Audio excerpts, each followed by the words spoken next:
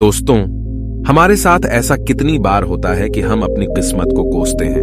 हम कहते हैं हमारी किस्मत फूटी है, ऐसा मेरे साथ ही क्यों होता है। जब हमारे साथ कुछ बुरा होता है हम आमतौर पर निराश हो जाते हैं और अपनी किस्मत पर दोष लगाने लगते हैं। हम यह सोचते हैं कि हमारे भाग्य में उठापटक लिखी गई है और सब गलतियां हमारे ही जीवन में क्यों होती हैं। हमें लगता है कि हमारे पास सही चीजों की कमी है, जिसके कारण हम अपने लक्ष्यों को हासिल नहीं कर पा रहे हैं। कितनी बार हमने बहुत सी चीजें बस यह कहकर छोड़ दी हैं कि किस्मत में होगा, नहीं तो मुझे मिलेगा कैसे।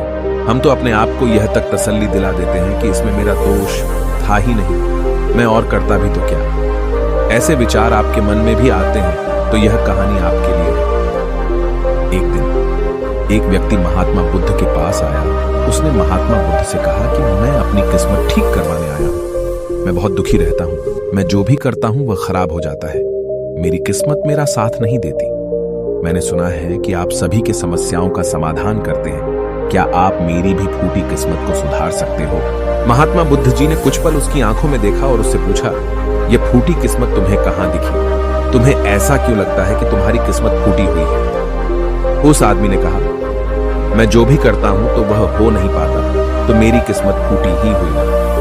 किसी वक्त मेरे पास सब कुछ था, धन, सुख, आनंद। फिर मेरे माता पिता गुजर गए। जैसे जैसे करके मैंने अपनी खुद की परवरिश की। मैंने जिससे सच्चे मन से प्रेम किया, उस प्रेमिका ने किसी और से विवाह कर लिया। मैंने एक छोटा सा व्यापार शुरू किया, तो जिस मित्र के साथ मैंने वह व्यापार शुरू किया, वह मेरा व्यापार ही हड़प बैठा। मुझे किसी ने बताया कि आप सारी समस्याओं का हल निकाल देते हो, क्या आप मेरी भी किस्मत ठीक कर सकते हो? महात्मा बुद्ध ने कहा, लाओ तुम्हारी फूटी किस्मत मुझे दे दो, मैं अभी उसकी मरम्मत कर देता हूं। व्यक्ति ने कहा, मैं किस्मत को कैसे दे सकता हूं, वह तो दिखाई भी नहीं देती। महात्मा बुद्ध ने पूछा, जब तुम्हें तुम्हारी किस्मत दिखाई ही नहीं देती तो तुम्हें कैसे पता कि वह खराब हो चुकी है? उस व्यक्ति ने सोचकर उत्तर दिया, नहीं, मैंने कभी ऐसा नहीं देखा कि मेरी किस्मत सचमुच खराब हो चुकी है। व्यक्ति ने कहा, मेरी किस्मत खराब है, तभी तो मेरे साथ सब कुछ गड़बड़ हो जाता है। मेरे बनाए बनाए कामों पर पानी फिर जाता है। अगर मेरी किस्मत अच्छी होती तो सब कुछ ठीक होता है ना। तो महात्मा बुद्ध ने कहा, तुम ठीक दिखाई देते हो, तुम्हारा स्वास्थ्य भी ठीक लग रहा है, तुम्हारे हाथ पैर भी सलामत है, तुम अभी तक मरे नहीं हो। मुझे तो तुम्हारी किस्मत में कोई भी खराबी नहीं लग रही, सब कुछ सही लग रहा है।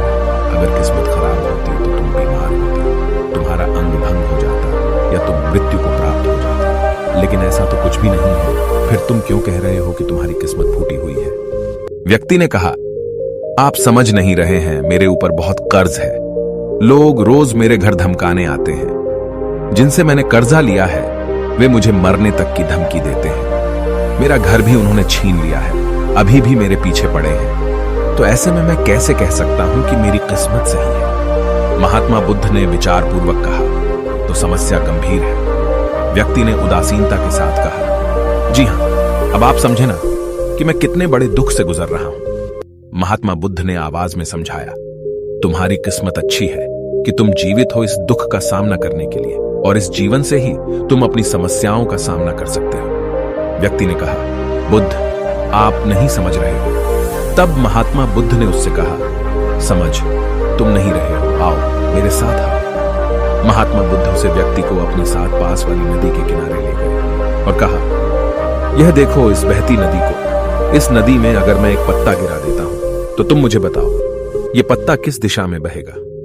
व्यक्ति ने कहा, पत्ता तो नदी के बहाव के साथ नदी की दिशा में ही जाएगा। बुद्ध ने कहा, बिल्कुल सही, अब बताओ पत्ते की किस्मत किसके हाथ में है? व्यक्ति ने कहा, इस पत्ते की किस्मत नदी के हाथ में है, वह जहां चाहे इसे ले जा सकती है। तो महात्मा बुद्ध ने कहा, लेकिन पत्ते तो मेरे हाथ में हैं, मैं चाहूं तो इसे नदी में डाल सकता हूं, चाहूं तो नहीं।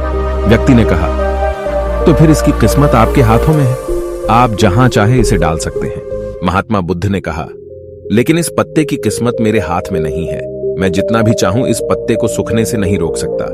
यह सूख ही जाएगा और मर जाएगा।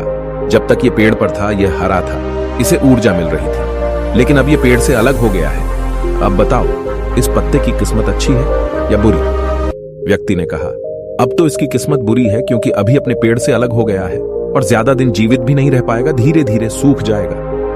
महात्मा बुद्ध ने कहा, अभी यह मरा नहीं है, अभी भी है, जीवित है, और लाभ यह है कि अभी यह पत्ता वह सब कुछ कर सकता है जो वह पेड़ से लगे रहकर नहीं कर सकता था। बुद्ध ने वह पत्ता हवा में छोड़ दिया, वह उड़कर दूर जा गिरा। तब बुद्ध ने कहा, देखो, पेड़ पर रहकर भी कभी इतनी दूर नहीं जा सकता था, आज इसने स्वतंत्र होकर उड़ने का आनंद लिया है।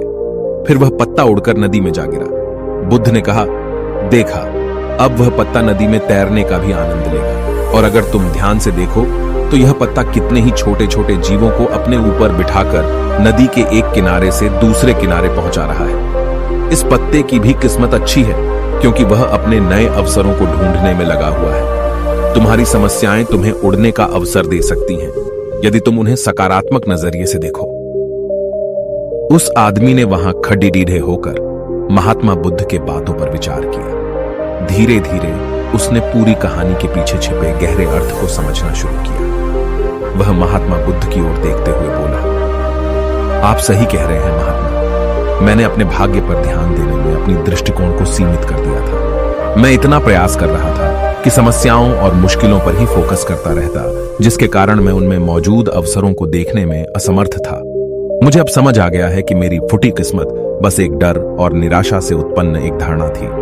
यह कहानी हमें यह सिखाती है कि हमारी किस्मत हमारे हाथ में होती है, हम खुद अपने जीवन की दिशा निर्धारित करते हैं। हमारी समस्याओं का हल भी हमें ही निकालना होता है। चुनौतियों को एक अवसर के रूप में देखकर हम आगे बढ़ सकते हैं और अपनी किस्मत को सुधार सकते हैं। दोस्तों, ऐसी कहानियां हमें जीवन जीने का तरीका सिखाती हैं। अगर आपको यह कहानी पसंद आई और आप हमारे चैनल पर और बेहतरीन कहानियां देखना चाहते हैं तो सब्सक्राइब जरूर करें।